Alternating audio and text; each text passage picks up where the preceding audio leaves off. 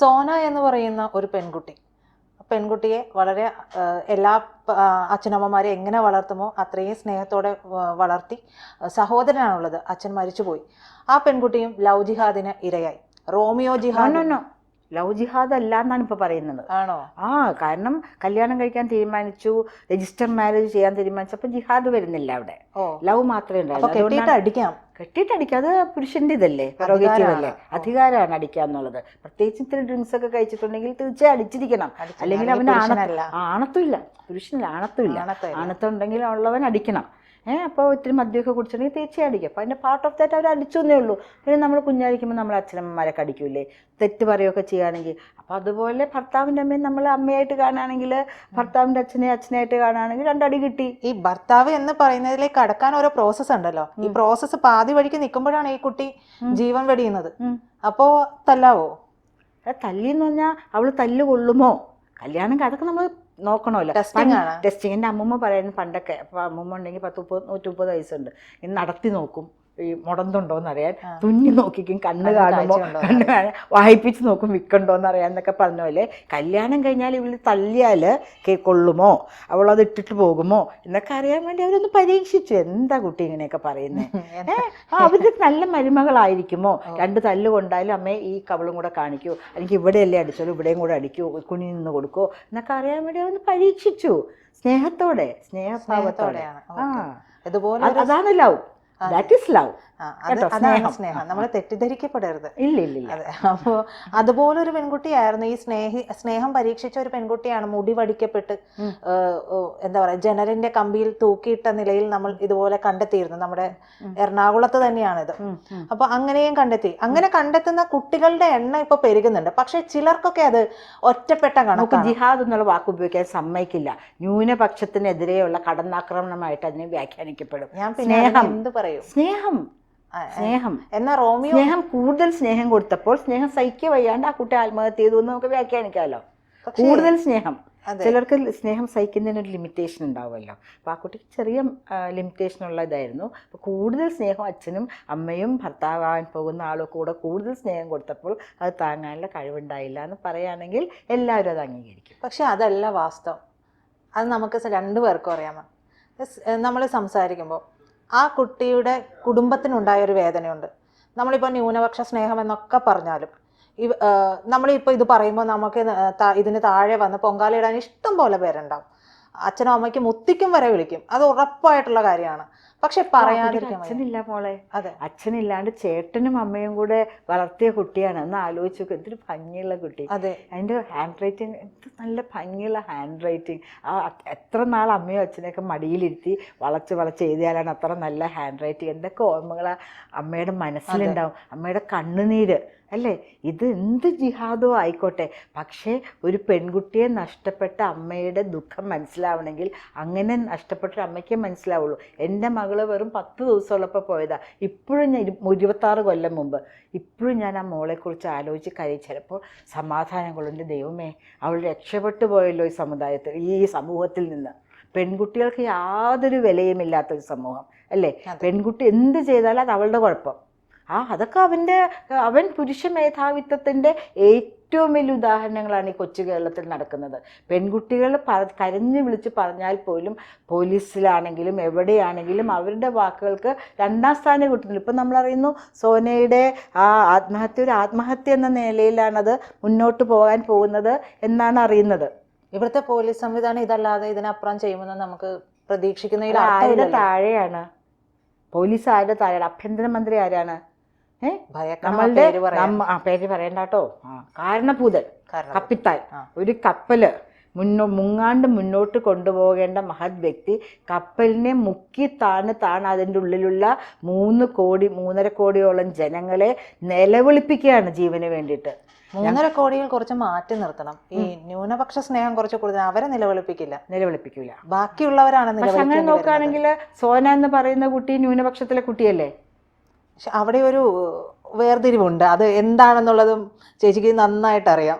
ആ വേർതിരിവ് ക്രിസ്ത്യാനിറ്റിയും മറ്റു പ്രത്യേക മതവിഭാഗം വേണമെങ്കിൽ നമുക്ക് അങ്ങനെ പറയാം. അപ്പൊ ആ ഒരു മതവിഭാഗത്തിനിടയിൽ ഒരു വേർതിരിവുണ്ട്. ഉണ്ടോ? ഉണ്ടെന്നല്ലേ നമ്മൾ ഇതിൽ നിന്ന് മനസ്സിലാക്കേണ്ടത്. അങ്ങനെയും പറയാം. പക്ഷെ അതോടൊപ്പം തന്നെ നമ്മൾ പറയേണ്ട മറ്റൊരു കാര്യം തന്നെയുണ്ട്. കാരണം വോട്ട് ബാങ്ക് രാഷ്ട്രീയം എന്ന് പറയും. അതെ, സോളിഡായിട്ട് നിൽക്കുന്നൊരു സമൂഹമുണ്ട്.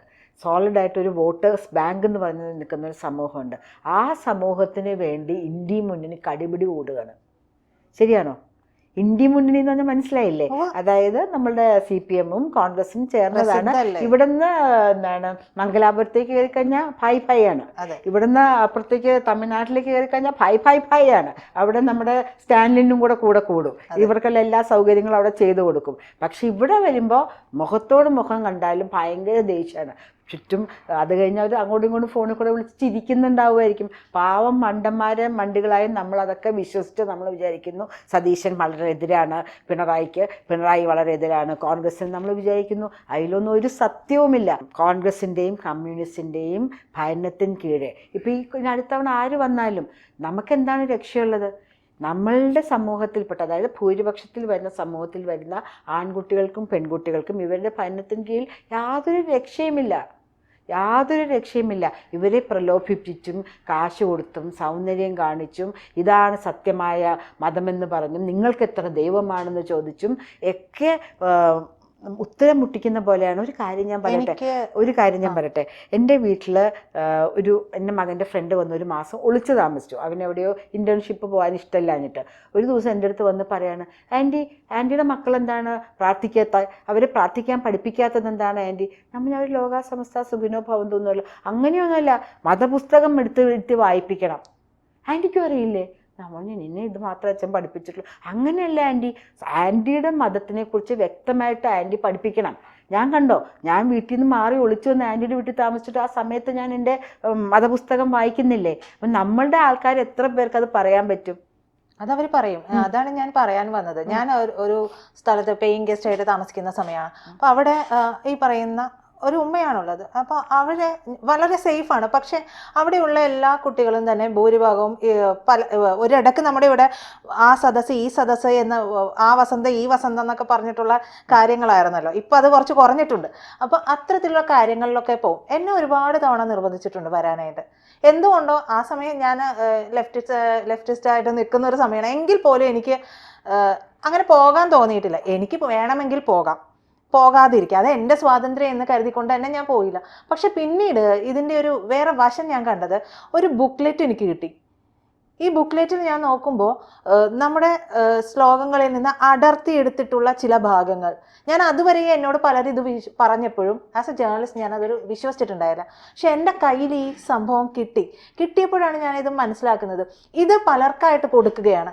ഇത് പലർക്കായിട്ട് കൊടുക്കുമ്പോൾ ഈ തെറ്റിദ്ധരിപ്പിക്കാവുന്ന ശ്ലോകങ്ങളുണ്ട്. അതിന് മുൻപും ഉണ്ടാവും പിൻപും ഉണ്ടാവും. ഇത് ചേർത്ത് വായിക്കുമ്പോഴേ അതിൻ്റെ അർത്ഥം മുഴുവനാവുള്ളൂ. അപ്പോൾ ഇതില്ലാതെ അതിൽ നിന്ന് വേർതിരിച്ചെടുത്ത് അതിന് വേറെ മാനങ്ങളൊക്കെ കൊടുക്കുകയാണ്. അപ്പോൾ ഒട്ടും ചിന്തിക്കാത്ത ഒരു കുട്ടിയാണ്. അങ്ങനെയാണെങ്കിൽ അതിലേക്ക് വീട് പോവില്ലേ? ഈ താങ്കൾ പറഞ്ഞ പോലെ ഞാൻ ആർക്കിടെക്ചർ ഡ്രോയിങ് വരയ്ക്കാൻ പോകുന്ന സ്ഥലത്ത് പെട്ടെന്ന് നമ്മൾ ചെയ്തുകൊണ്ടിരിക്കുന്നിടയ്ക്ക് ഒരു കുട്ടി ഒരു മതത്തിൻ്റെ ഇത് വായിക്കാൻ തുടങ്ങി. കൂടെ ഇരിക്കുന്ന 5 പെൺകുട്ടികളും വായിക്കാൻ തുടങ്ങി. ഞാൻ പെട്ടെന്ന് ഇങ്ങനെ ഇതായിപ്പോയി. കാരണം എനിക്കറിയാം അവരൊന്നും ആ മതത്തിൽ പെടുന്ന ആൾക്കാരല്ല എന്ന് എനിക്കറിയാം. വാട്ട്സ് ഹാപ്പനിങ് ഹിയർ എന്ന് ചോദിച്ചു. അപ്പം അതല്ല, ഞങ്ങൾ രാവിലെ വരുമ്പോൾ ഒരു ചേട്ടൻ തന്നിട്ട് പറഞ്ഞു, ഇതിങ്ങനെ വായിച്ച് നിങ്ങളെല്ലാവരും കൂടെ ആക്കിക്കഴിഞ്ഞാൽ 10 ദിവസത്തിൽ നിങ്ങൾക്ക് അതിൻ്റെ ഇത് കിട്ടും, പ്രയോജനം കിട്ടും. എല്ലാ മണിക്കൂറിലും നിങ്ങൾ വായിക്കണം. It's just A matter of 2-3 minutes അത്രേ ഉള്ളൂ. ഞാൻ നാളെ വേറെ ഇത് തരാം. പിന്നെ അങ്ങനെ ഞാൻ 10 ദിവസം തന്നെ നിങ്ങൾ വായിച്ചു കഴിയുമ്പോൾ നിങ്ങൾക്ക് അതിൻ്റെ ഒരു ദൈവത്തിൻ്റെ അനുഗ്രഹം, അവരുടെ ദൈവത്തിൻ്റെ അനുഗ്രഹം നിങ്ങൾക്ക് വരും, നിങ്ങൾ മോക്ഷവൽക്കരിക്കപ്പെടും എന്നൊക്കെ പറഞ്ഞു. ഞാൻ അത്ഭുതപ്പെട്ടു പോയി. ഇവരെല്ലാവരും അറ്റ്ലീസ്റ്റ് ഡിപ്ലോമ എഞ്ചിനീയേഴ്സാണ്. അതെ, എല്ലാവരും CAD ഡ്രോയിങ് ചെയ്യുന്ന കുട്ടികളാണ്. ഞാൻ അത്ഭുതപ്പെട്ടു പോയി, ഇതെന്താണ് ഇവിടെ നടക്കുന്നതെന്ന്.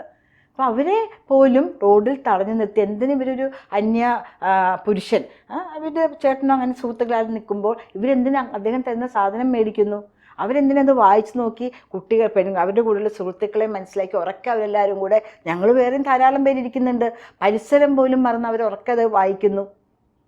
അപ്പോൾ ആരെങ്കിലും എന്താണെന്ന് ചോദിക്കുകയാണെങ്കിൽ ഇപ്പോൾ എന്നെപ്പോലെ ഞാൻ ചോദിച്ചില്ല എന്താ മോളേന്ന്, അപ്പോൾ അതിന് കാര്യങ്ങൾ പറഞ്ഞു തരും. ഇത് ആൻറ്റിയും കൊണ്ടുപോയിക്കോളൂ, മാഡം കൊണ്ടുപോയിക്കോളൂ, ഇത് മാഡവും വായിച്ച് നോക്കിക്കോളൂ, മാഡത്തിനും 10 ദിവസത്തിനുള്ളിൽ ഇതിൻ്റെ ദൈവത്തിൻ്റെ അനുഗ്രഹം കിട്ടുന്നതാണ് പറയുന്നത്. ഞാൻ പറഞ്ഞു വേണ്ട, എനിക്ക് ലോകാസമസ്ത സുഖിനോ ഭവന്തുവില്ല, ഞാൻ വരുന്ന അതിലും വലിയ എന്താണുള്ളത്? പൂച്ചയും പട്ടിയും കൊതുകും പാറ്റയും ഞാനും മത്സ്യവും ഒക്കെ അതിലുണ്ട്. അതിൻ്റെ ഒപ്പം എൻ്റെ മക്കളും ഉണ്ട്, നിങ്ങളും ഉണ്ട്. അതിൽ കൂടുതലുള്ള ഞാനൊന്നും എനിക്ക് വേണ്ട എന്ന് പറഞ്ഞു. ഇതാണ് ഇവിടെ നടക്കുന്നത്. ഇങ്ങനെ ആക്കി കുറച്ച് കഴിയുമ്പോൾ അവർ വിചാരിക്കും ആ മതത്തിലൊരു ആളെ കല്യാണം കഴിക്കുകയാണെങ്കിൽ സത്യമായ മതത്തിനൊപ്പം അവർക്കും ജീവിക്കാമല്ലോ. അതെ, ബാക്കിയെല്ലാം പാഴ്മരങ്ങൾ, പാഴ്മതങ്ങൾ. മറ്റൊരു കാര്യം കൂടി ചോദിച്ചുകൊണ്ട് നമുക്കിത് സംസാരം അവസാനിപ്പിക്കുകയെന്ന് തോന്നുന്നു. കന്യാസ്ത്രീകളുടെ വിഷയത്തിൽ ഇവിടെ നിന്നുള്ള ഈ പറയുന്ന അപ്പുറം വിട്ട് കഴിഞ്ഞാൽ ദോസ്തായിട്ടുള്ള ഈ സഖ്യമൊക്കെ കൂടെ നേരെ ഇരച്ച് എത്തി അവിടെ വലിയ പ്രക്ഷോഭം ഉണ്ടാക്കി. ഇതേപോലെ തന്നെയല്ലേ ഇവിടെയും ഈ ഒരു സംഭവം ഉണ്ടായത്. പക്ഷെ ഇവിടെ ഒരാൾ പോലും ഇതിനെതിരെ സംസാരിച്ചു കണ്ടില്ല. ഞങ്ങൾ വളരെ BJP നേതൃത്വത്തിൽ വളരെ BJP സംസാരിക്കും. ഞാൻ പറഞ്ഞത് ഇടത് വലത് മുന്നണികളുടെ കാര്യമാണ്. അത് നമ്മൾ ആദ്യമേ ഇങ്ങനെ പറഞ്ഞാൽ ഈ ചർച്ച തുടങ്ങിയത്. ഇവർക്ക് വോട്ട് ബാങ്ക് ലക്ഷ്യമുണ്ട്. അവർക്ക് അതുകൊണ്ട് പറയാൻ പറ്റില്ല. ആരുടെയും പുറത്ത് അവർ ചെല്ലുമ്പോൾ അവർ ഒരുമിച്ചാണ്. ഞാൻ പറഞ്ഞ പോലെ ഇവിടുന്ന് പ്ലെയിൻ എടുത്താൽ പോയെ. പ്ലെയിനൊന്നും എടുക്കണ്ട, സൈക്കിൾ ചവിട്ടിയാൽ അവിടെ ചെല്ലും കോതമംഗലത്ത് സോനയുടെ വീട്ടിൽ. പ്ലെയിനൊന്നും എടുക്കണ്ട, അത്ര സമയവും വേണ്ട. പക്ഷെ ആരെങ്കിലും അവിടെ ചെല്ലില്ല. കാരണം ഇലക്ഷൻ്റെ സമയത്ത് ഈ ജനങ്ങൾ, ന്യൂനപക്ഷങ്ങൾ എങ്ങോട്ടേക്ക് പോകുമെന്ന് ഇവർക്ക് അറിയാത്തിടത്തോളം കാലം ഇവരെ ഇവിടെ നമ്മളൊരു 3 കുരങ്ങന്മാരിത് കണ്ടിട്ടില്ലേ? ഞാൻ മിണ്ടൂല, ഞാൻ കണ്ടിട്ടേ ഇല്ല. കേൾക്കാനും എനിക്ക് എപ്പോഴേ കേൾവി ശക്തിയില്ല. അതാണ് ഇവിടെ സതീശനും പിണറായിയും. എല്ലാ കാര്യങ്ങൾക്കും പ്രതികരിക്കുന്ന ആൾക്കാരുണ്ടെങ്കിൽ, അതായത് മനുഷ്യ നന്മയ്ക്ക് ആവശ്യമായ കാര്യങ്ങൾക്കുണ്ടെങ്കിൽ ലോകാസമസ്ത സുഖിനോ ഭവന്തു എന്ന് വിചാരിച്ച് ജനങ്ങളെ മുഴുവനും ചേർത്ത് പിടിക്കുന്ന ഒരു പ്രസ്ഥാനമുണ്ടെങ്കിൽ അത് BJP തന്നെയാണ്. കൂടുതൽ വാർത്തകളും വിശേഷങ്ങളും നിങ്ങളിലേക്ക് എത്താൻ ABC മലയാളം സബ്സ്ക്രൈബ് ചെയ്യുക, ബെൽ ബട്ടണും അമർത്തുക.